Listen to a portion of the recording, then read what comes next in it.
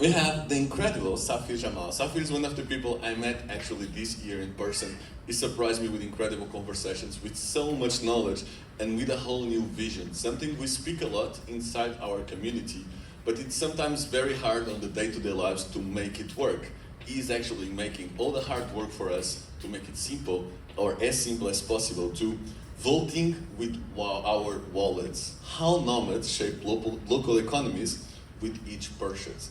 Very important, please welcome the founder of the incredible company that is right here behind me, the Global Nomad Pass, also nominated for the Nomad World Awards. He'll be there on Thursday. Safir.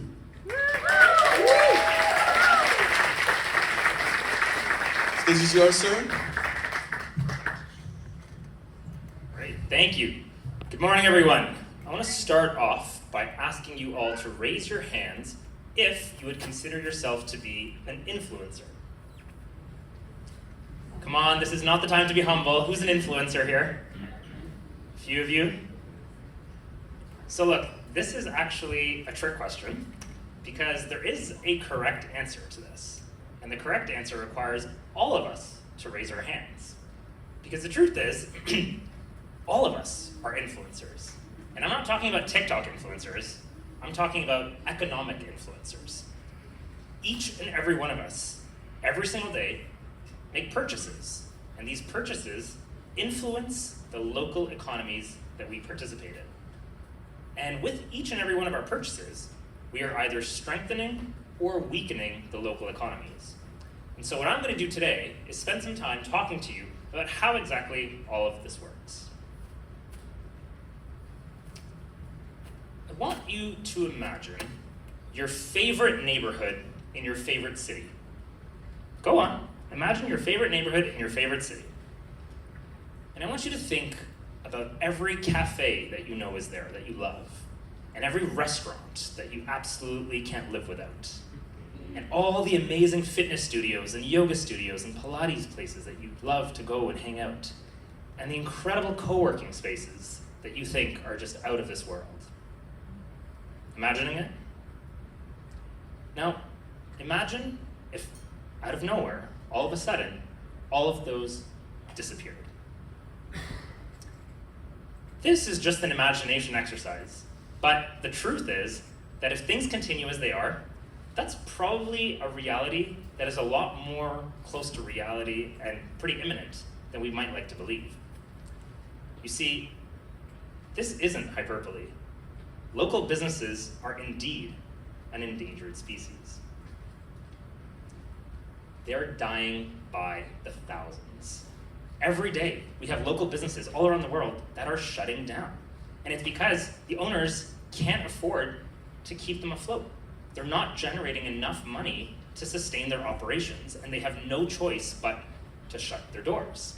Now, some of these you may have already noticed when you go to a particular destination and you know a particular cafe or restaurant that you know has been there before, and you go back and it's not there anymore.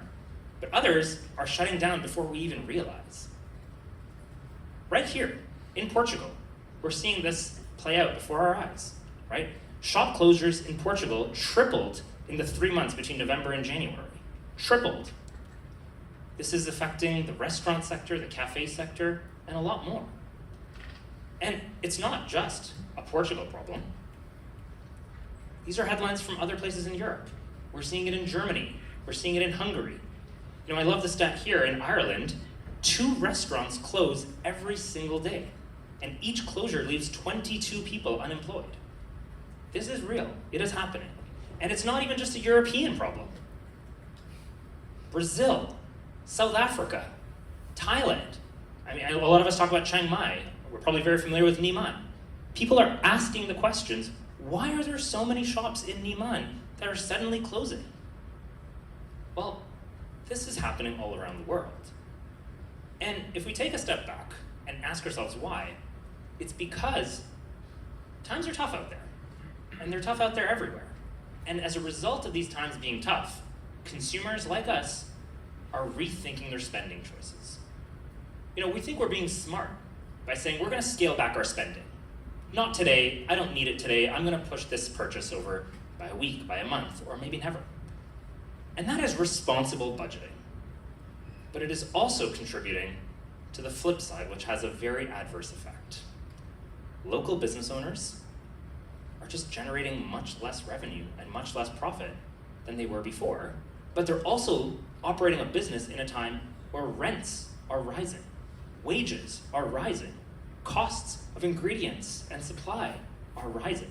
It is very difficult to run a business today, and when you have consumers who are scaling back their spending, the crisis is sometimes too much for some business owners to be able to make it through.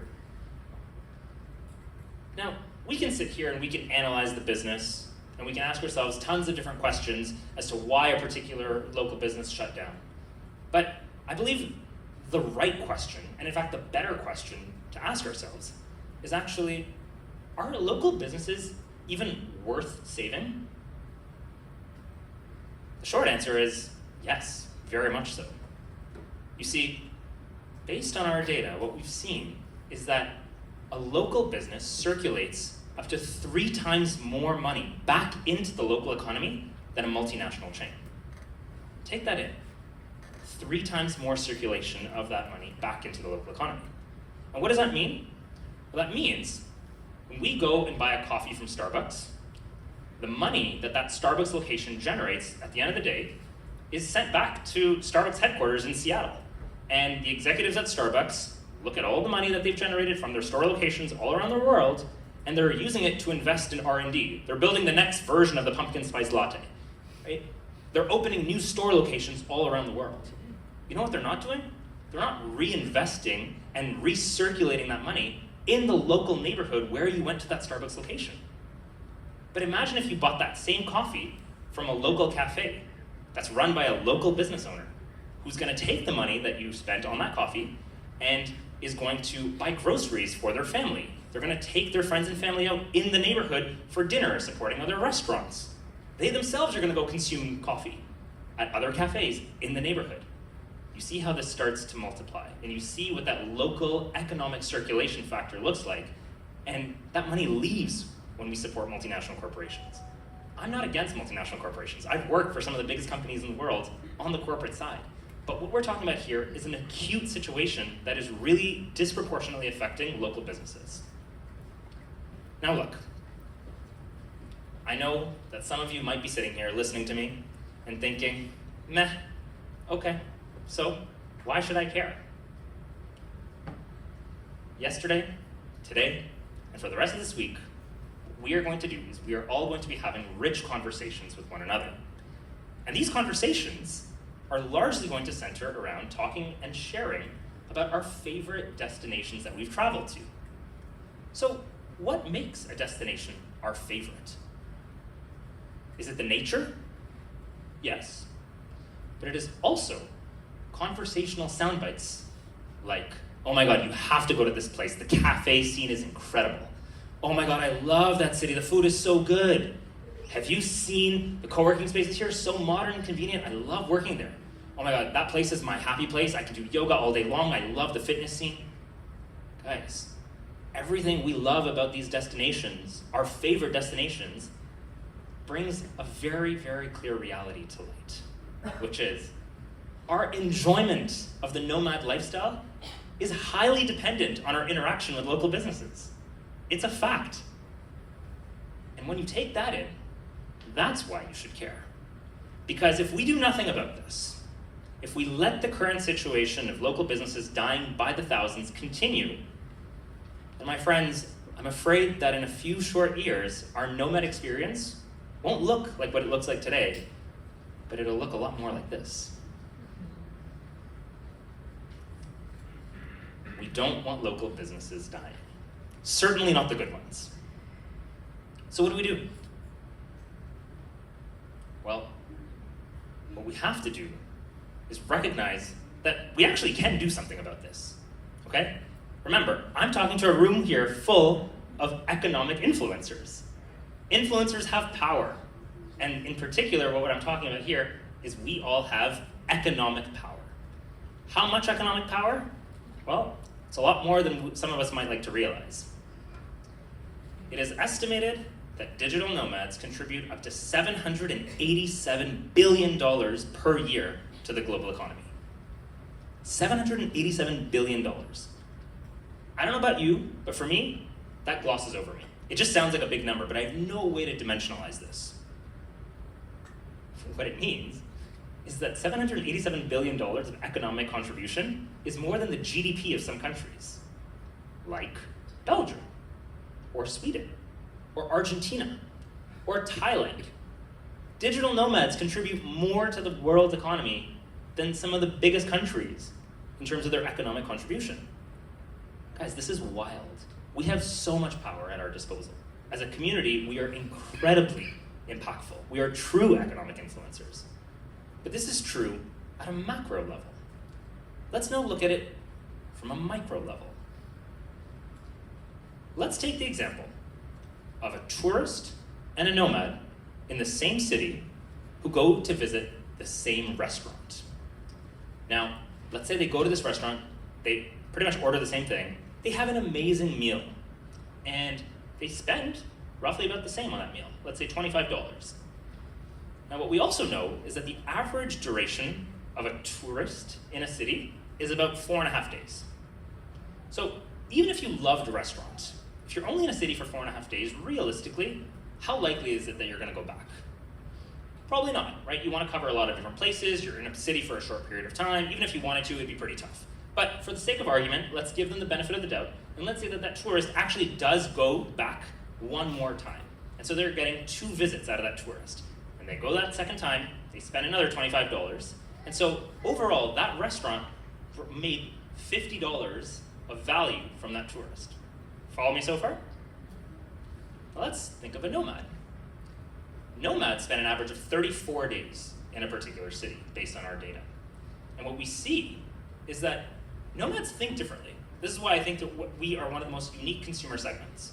Because unlike the typical consumer who goes and one purchase has to earn the right for a second purchase and then has to earn the right for a third purchase, nomads think differently.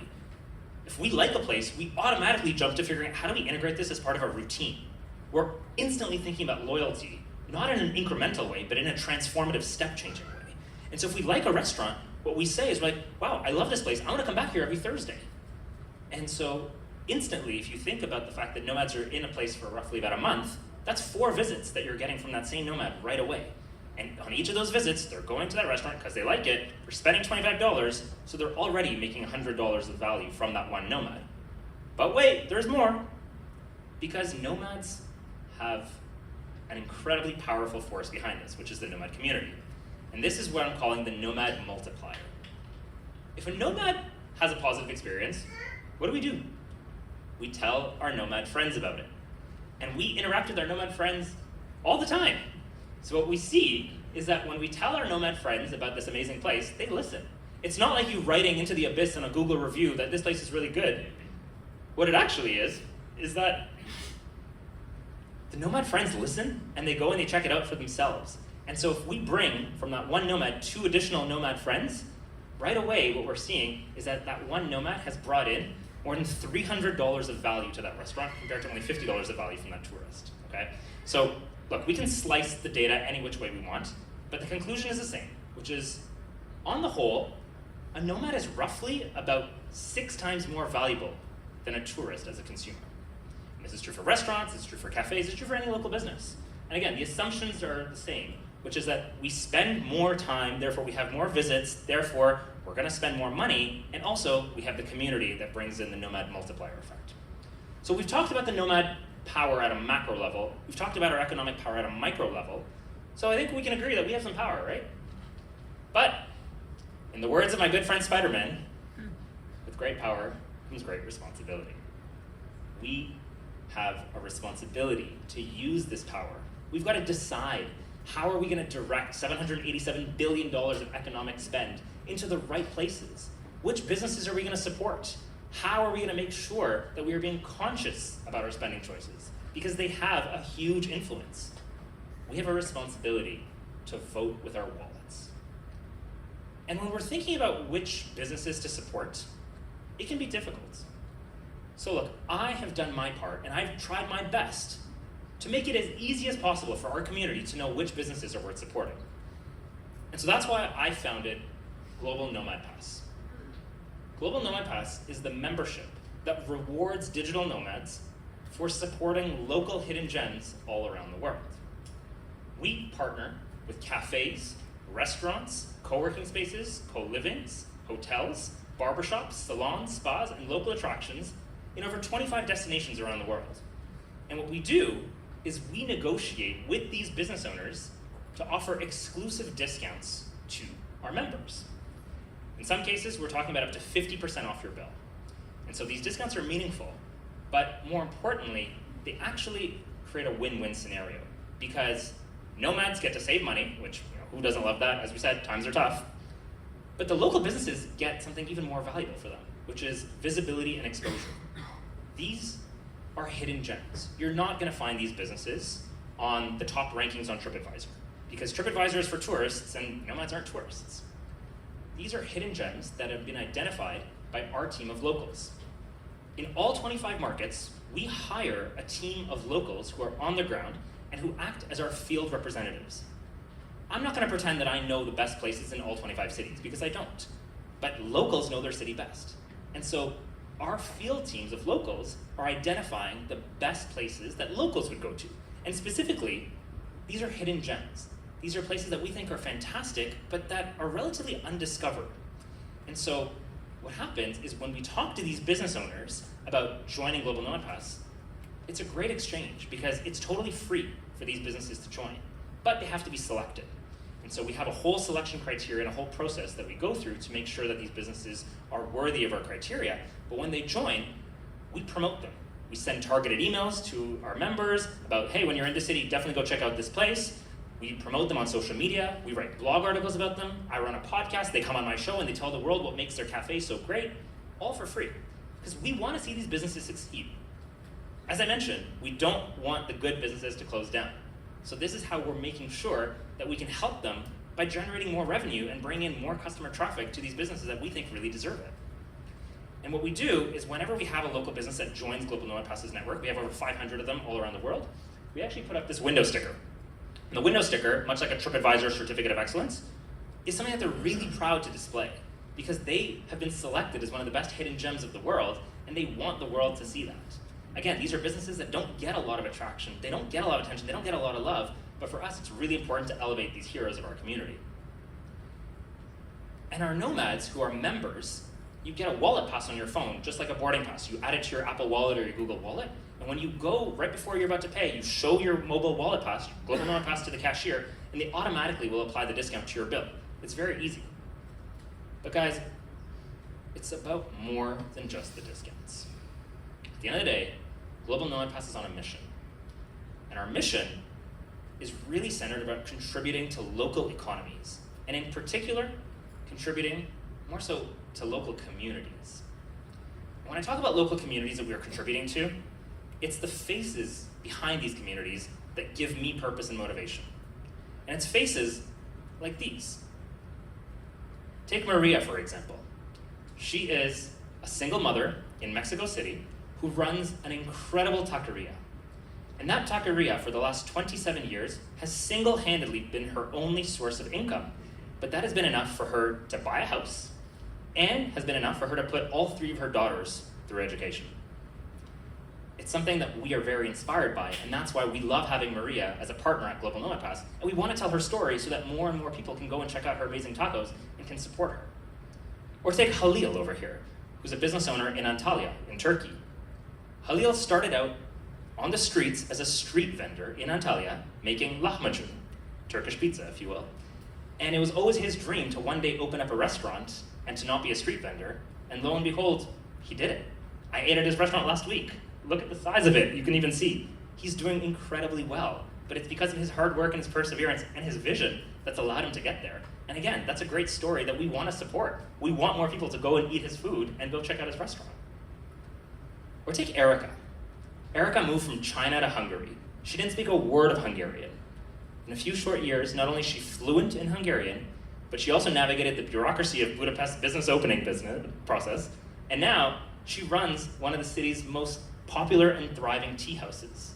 It's amazing and super inspirational, and we're really happy to have her. Or take Eddie, who's a barber in Canggu in Bali. Eddie is such a perfectionist when it comes to cutting hair that for 5 years, he didn't even take payment from any of his customers who came in for a haircut because he didn't think it was fair for them to pay him if he didn't feel like his craft was at the level that he thought it could be. Incredible, right? These are the faces behind some of our partners at Global Nomad Pass. These are the faces of some of the business owners that we like to support.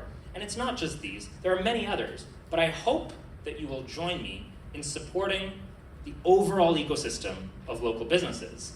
And in particular, I hope that this gives you just a bit of a different perspective, so now when you continue on with your nomad journeys, you're feeling a bit more equipped to vote with your wallets. Thank you very much. Jamal, everybody. Please go to Slido, ask your questions while I make my slow way to the stage. There are many turns. Safir, my first question is, when are you opening Rio? Not biased at all. We will be there in February